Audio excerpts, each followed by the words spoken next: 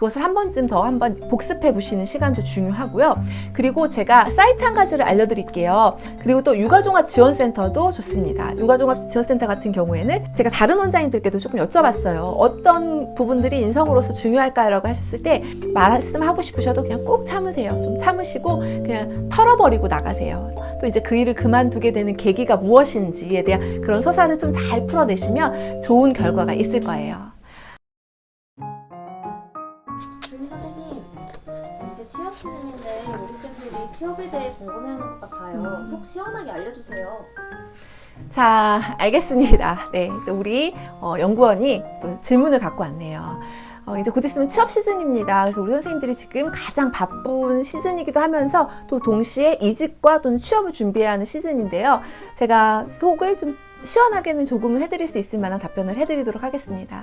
첫 취업이라 면접이 부담스럽습니다. 예상 질문이 무엇이 있는지 궁금합니다.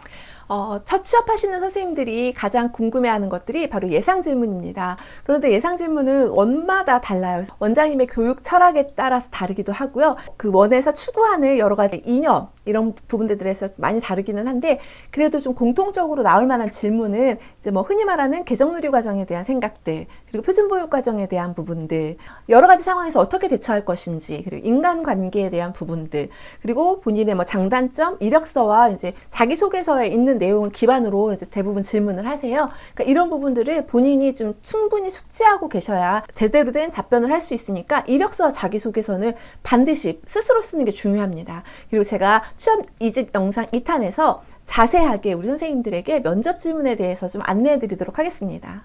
또요, 가장 부담되는 건 수업 실현입니다. 개정놀이 과정을 어떻게 반영시켜야 하는 걸까요? 경력이 단절된 상태라 더 어렵게 느껴지네요.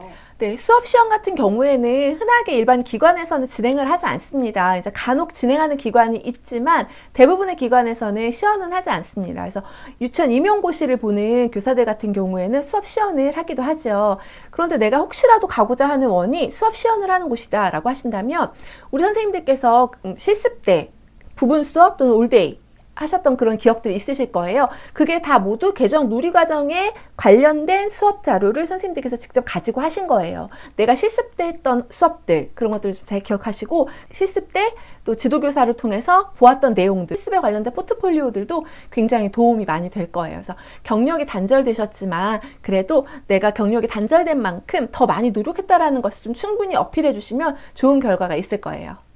두 번째 질문입니다. 취업이 된다면 본격적인 담임 생활이 시작되기 전에 제가 가장 우선적으로 준비하면 좋은 것들이 무엇이 있는지 궁금합니다. 초임 교사로서 이제 어린이집에 기관에 들어가기 전에 이런저런 걱정이 굉장히 많으실 거예요. 내가 잘할 수 있나? 그럼 무엇을 먼저 준비해야 하나? 라고 걱정을 많이 하고 계실 텐데요. 가장 중요한 것은 우리가 현장에서 가장 많이 만나는 아이들에 대한 충분한 이해가 있어야 합니다. 그래서 학교에서도 발달 특성에 대한 그런 수업들을 굉장히 많이 이론적으로 들으셨을 거예요. 그러니까 그것을 좀 기억하시면서 내가 발달 특성을 배웠던 내용들을 더 되짚어 가시며 영아반부터 그리고 유아반까지 그것을 한 번쯤 더 한번 복습해 보시는 시간도 중요하고요. 그리고 제가 사이트 한 가지를 알려드릴게요. 누리과정에 대한 모든 정보가 들어있는 포털 사이트가 있습니다. 바로 아이누리 사이트입니다. 아이누리 사이트는요, 개정 누리과정에 대한 뭐 해설서, 실행 자료, 선생님들의 관찰에 관한 것, 상호작용에 관한 것, 전반적으로 모든 어린이집에서 필요로 하는 내용들이 다 그곳에 들어 있습니다. 취업하기 전까지 그리고 취업해서도 아이누리 사이트에는 좀 수시로 들어가셔서 다른 선생님들은 어떻게 관찰을 했고 어떻게 개정누리 과정에 대한 수업을 진행을 했고 어떻게 이것을 연계하고 아이들이 어떤 놀이를 했는지에 대한 것들 그리고 그 안에서 상호작용도 굉장히 자세하게 나오니까 상호작용에 관한 부분들도 좀 미리 숙지해 놓으시면 좋습니다. 첫 질문입니다. 저는 연령대가 높아요. 보육교사로 10년 정도 일했는데 저는 아이들과 함께하는 것보다 교재 교구 개발하거나 행사를 계획 실행할 때가 더 적성에 맞고 즐겁게 일하는 것 같아요. 이런 쪽으로 취업할 수 있는 곳이 어디가 있는지 궁금합니다. 네, 이제 선생님들이 한 10년 정도 하시다 보면 다른 곳으로도 가고 싶어 하시는 마음이 생깁니다.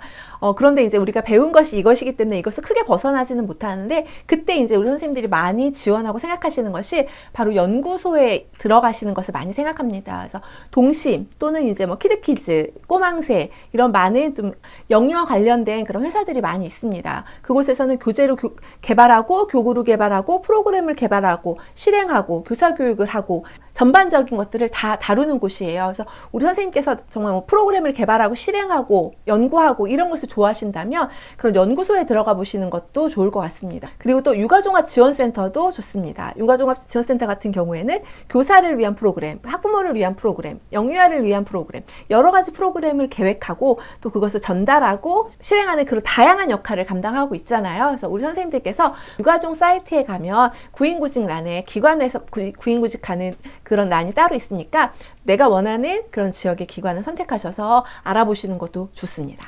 네 번째 질문입니다. 어떤 교사가 되어야 할까요? 수업을 잘하고 아이를 진심으로 이해하며 좋은 교사가 되고 싶습니다. 교사가 갖춰야 할 인성 덕목이 무엇일까요? 실수하지 않고 너그러운 마음을 가진 교사가 될 수 있는 방법이 궁금합니다. 저는 교사 생활을 하면서 그리고 원장도 하면서 여러 가지 이제 많은 상황들을 만나면서 가장 중요하다고 생각한 것이 바로 공감 능력입니다. 이 공감 능력은 교사에게만 필요한 것이 아니라 아이들에게 필요하거든요. 그래서 교사가 공감 능력을 가지고 있는 교사가 공감 능력을 갖는 아이들로 성장시킬 수 있습니다. 그렇기 때문에 저는 교사로서 가장 중요한 인성 덕목 중에 하나는 공감 능력이라고 생각해요. 그리고 제가 다른 원장님들께도 조금 여쭤봤어요. 어떤 부분들이 인성으로서 중요할까라고 하셨을 때 아이들이 어떤 요구나 아이들의 생각을 재빠르게 받아들일 수 있는 그리고 캐치할 수 있는 그런 민감성이 또 중요하다고 말씀하셨고요. 또 다른 원장님들께서는요. 아이들의 놀이와 아이들의 생각을 어떤 상황에서든지 충분히 수용할 수 있는 그런 수용성 등을 또 이야기하신 경우도 있었습니다. 그러니까 우리 선생님들께서 이건 면접 질문으로도 충분히 나올 수 있는 질문이니까 한 번쯤 내가 교사로서 어떤 인성 덕목을 갖추고 있는지를 좀 생각해 놓으시는 것도 좋을 것 같아요. 그리고 이제 우리 초임 선생님들이실수록 그 실수에 대해서 굉장히 많이 걱정을 하십니다. 그런데 실수를 너무 두려워하거나 걱정하지 않으셔도 돼요. 우리 현장은 굉장히 바쁘게 돌아가기도 하고요. 그리고 어디서 어떤 일이 일어날지 모릅니다. 그렇기 때문에 항상 좀 민감하게 그것을 좀 캐치하고 생각하고 있으면 좋지만 놓치는 경우도 생길 수밖에 없어요. 그렇기 때문에 실수는 누구나 할 수 있다. 나도 하지만 원장님도 하실 수 있고 10년차 주임 선생님도 할 수 있다. 모두 다 할 수 있다 라고 생각하시고요. 그리고 저도 굉장히 초기에는 실수를 많이 했어요. 뭐 아이들을 수첩을 바꿔서 넣는다거나 물건을 바꿔 넣는다거나 수첩에 아이 이름을 잘못 적어서 보낸다거나 이런 일들이 비일비재했습니다. 그런데 그럴 때마다 스스로를 자책하고 나는 왜 이렇게 실수가 많아? 라고 생각하기보다는 내가 이 부분에 있어서 놓쳤구나 라는 것들을 자기반성적인 사고를 해보시는 게 좋아요. 내가 이것을 그럼 수첩을 바꿔나가지 않기 위해서는 앞으로 어떻게 해야 할까? 선생님들께서 실수를 극복할 수 있는 방법을 찾는 것이 더 중요하지 그런 부분에 있어서는 조금 편하게 생각하시는 것도 좋아요. 다섯 번째 질문입니다. 저는 40대 경력교사인데 이직을 준비하고 있어요. 두렵기도 하고 설레기도 한데 취업이 잘 되는 방법이 있을까요? 또 그만둘 때 현 직장에서 아쉬웠던 부분, 힘들었던 부분을 이야기하고 나가고 싶은데 맞는 건지 조용히 나가야 뒤탈이 없는지 지혜로운 방법을 알려주세요. 저는 이제 이직을 앞두고 계신 선생님들께 당부드리고 싶은 이야기가 있습니다. 이직을 하려고 계획을 하시잖아요. 내가 하루 만에 내일 이직해야지 하고 바로 결정을 내리진 않으세요. 적어도 최소 몇 달은 고민한 후에 이제 이직을 결정을 내리십니다. 이직 결정을 내리고 어느 정도 이직을 좀 준비하는 시간이 저는 필요하다고 생각합니다. 그래서 우리 선생님들께서 그 이직을 준비하는 기간 동안에 충분히 좀 자격적인 부분에서 더 많이 갖춰 놓으셨으면 좋겠어요. 그 원에 취업하기 위해서 굉장히 많은 이력서가 수십 장이 들어옵니다. 똑같은 경력, 비슷한 경력, 그리고 비슷한 학력을 가지고 있고요. 비슷한 장단점 너무나 비슷해요. 그럼 그 중에서 선택되는 그런 교사는 조금 더 폭넓은 경험과 자격을 갖춘 교사가 될 수밖에 없습니다. 그렇기 때문에 이직을 계획하셨다면 그 준비 기간 동안 장애통합이 내가 없어. 그럼 장애통합에 대한 자격증 좀 취득해 놓으시는 것도 좋고, 내가 영화반 담임인데 영화 심화 과정을 안 했어. 그럼 영화 심화 과정도 신청해서 들으시는 것도 좋고요. 그리고 여러 가지 또 일지 교육이나 관찰 일지 교육이나 그런 여러 가지 보수 교육들 또는 이제 교사 교육들이 진행이 되잖아요. 내가 정말 듣고 싶은 교육들, 내가 정말 더 성장할 수 있을 만한 그런 교육들은 조금 더 적극적으로 참여하시는 자세가 필요해요. 오늘 질문하신 선생님께서도요, 이직을 지금 하려고 하시는데 두려워하실 필요 없습니다. 선생님이 그동안 가지고 계셨던 그런 많은 경험들과 다양한 이야기들을 것들을 면접을 통해서 이야기하신다면 원장님의 마음을 움직이실 수 있을 거예요. 그래서 경력교사만의 그런 좋은 또 장점들이 있습니다. 그러니까 그런 것들 충분히 어필해 주시면 좋고요. 그리고 나가실 때 절대 언어에 대해서 부정적인 피드백을 하지 않는 것이 좋습니다. 네. 왜냐하면 이미 내가 원장님 이직하겠습니다. 저 2월 달로 마무리하겠습니다 라고 말하는 순간 원장님과 나 사이에 보이지 않는 굉장히 좀 두터운 벽이 생기게 되고요. 그리고 굉장히 서로 껄끄럽고 불편하게 돼요. 의식을 안 해야지 하지만 마음속으로는 나갈 교사, 난 떠날 사람, 이런 생각들이 자리 잡게 됩니다. 그런데 그런 불편한 상황에서 불편한 이야기를 하는 것은 선생님에게 마이너스입니다. 그래서 그냥 그때는 선생님이 아무리 원장님 이 부분에 있어서는 좀 고쳐주셨으면 좋겠어요. 교사들이 이 부분에 있어서 좀 많이 힘들어합니다 라고 이야기하고 나가도 절대 바뀌지 않습니다. 그러니까 힘들게 그런 총대를 차라리 매지 마시고 그냥 마지막에 원장님 그동안 잘 지냈습니다. 원장님 덕분에 많이 배울 수 있었어요 라고 그냥 인사함으로 인해서 좋은 교사로 남겨놓고 그냥 떠나시는 것이 선생님을 위해서도 좋고, 또 그리고 우리 보육 현장이 굉장히 좁기 때문에 그런 여러 가지 부분들 좀 미묘하게 얽혀있는 것들이 있어요. 그러니까 말씀하고 싶으셔도 그냥 꾹 참으세요. 좀 참으시고 그냥 털어버리고 나가세요. 6번째 질문입니다. 엄마가 된 후 사이버로 보육교사 2급을 취득했고 자격증 딴 지는 1년이 조금 넘어가네요. 보육 연관 경력이 하나도 없는데 누리보조를 원해요. 대부분 경력자를 원하실까요? 혹시 저와 같은 상황에서 어디부터 도전해봐야 할까요? 장애영유아 자격증도 함께 공부했는데 경력 없이는 장애영유아 통합보조교사 취업은 쉽지 않은 건지도 궁금합니다. 선생님께서 경력이 없으신 상황이고 또 사이버로 공부를 하신 상황입니다. 그래서 제가 솔직하게 말씀드리면 학교에서 영유아 보육을 전공하거나 유아교육을 전공한 학생들에 비해서 사이버로 준비를 하셨기 때문에 현장에 대한 다양한 모습을 보기가 힘드셨을 거예요. 그렇기 때문에 현장에 가셨을 때 더 많은 시행착오를 겪을 수밖에 없습니다. 그래서 누리보조로 먼저 시작하는 것은 잘 결정하신 거예요.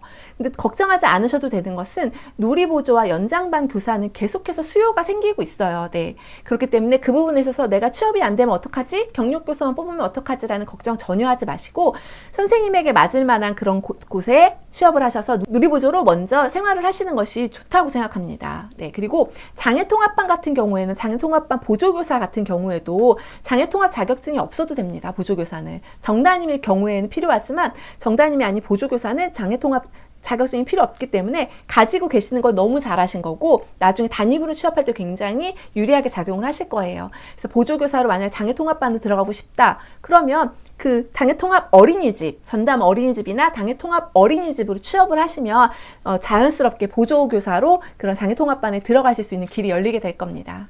7번째 질문입니다. 초임에 국공립 1년 있다가 유치원으로 이직하면 유치원 원장님들이 안 좋아하시나요? 그렇지 않습니다. 그런데 중요한 것은 왜 어린이집에서 유치원으로 다시 오려고 하는지 아니면 왜 처음에 취업을 어린이집으로 했는지에 대한 분명한 이유는 가지고 계셔야 돼요. 이 부분에 있어서 분명히 원장님께서 물어보실 거예요. 선생님은 왜 유아교육을 전공했는데 어린이집으로 먼저 취업을 했나요? 또는 왜 어린이집을 다니다가 유치원으로 다시 오려고 하나요? 라는 질문을 반드시 할 거예요. 근데 거기에 대해서 당당하게 선생님이 내놓을 수 있는 답변이 있으셔야 합니다. 그런데 그냥 친구들이 어린이집으로 가길래 저도 어린이집에 지원했습니다. 안 되고요. 저는 유아들을 보고 싶어서 유치원으로 다시 오고 싶어요. 이런 것도 안 됩니다. 네. 그렇기 때문에 우리 선생님께서 그것에 대해서 답변만 제대로 준비하고 계시다면 취업하는 데 전혀 어려움이 없습니다. 8번째 질문입니다. 24살 졸업 후 1년 반 동안 다른 일을 했습니다. 유치원으로 취직하고 싶은데 원장님들이 뽑아주실까요? 바로 앞전 질문과 비슷한 내용의 질문입니다. 졸업하고 나서 1년 반 동안 다른 일을 하셨다고 하셨는데 그것에 대해서도 분명하게 이야기를 하실 수 있어야 하고요. 그래서 1년 반 동안 무엇을 했는지, 1년 반 동안 어떻게 지냈는지에 대한 것들을 조금 더 좀 선생님이 잘 풀어서 전달해 주시는 것이 중요합니다. 뭐 다른 일을 하다가 들어왔다고 해서 안 뽑거나 하지는 않으세요. 그러니까 그런 부분은 절대 걱정하지 않으셔도 되지만 어쨌든 1년 반 동안 다른 일을 하셨다는 것, 그것이 왜 그 일을 할 수밖에 없었는지, 그 일을 통해서 내가 무엇을 얻었고 또 이제 그 일을 그만두게 되는 계기가 무엇인지에 대한 그런 서사를 좀 잘 풀어내시면 좋은 결과가 있을 거예요. 네, 다 모든 질문이 끝났습니다. 네, 제가 이제 두 번째 영상으로는요, 이제 취업 관련돼서 우리 선생님들이 가장 궁금해하시는 취업할 때 면접 질문이 있으실 거예요. 그것에 대해서 제가 들고 올 겁니다. 그래서 취업을 앞두고 또는 이직을 앞두고 계신 선생님들께서는 좋아요와 구독과 알림 설정 해놓으신다면 그 다음 영상도 계속해서 보시고 도움 받으실 수 있을 거예요. 자, 우리 선생님들의 취업과 이직을 우리 주임쌤이 응원합니다. 이상 우리 주임쌤이었습니다. 사랑하고 축복합니다.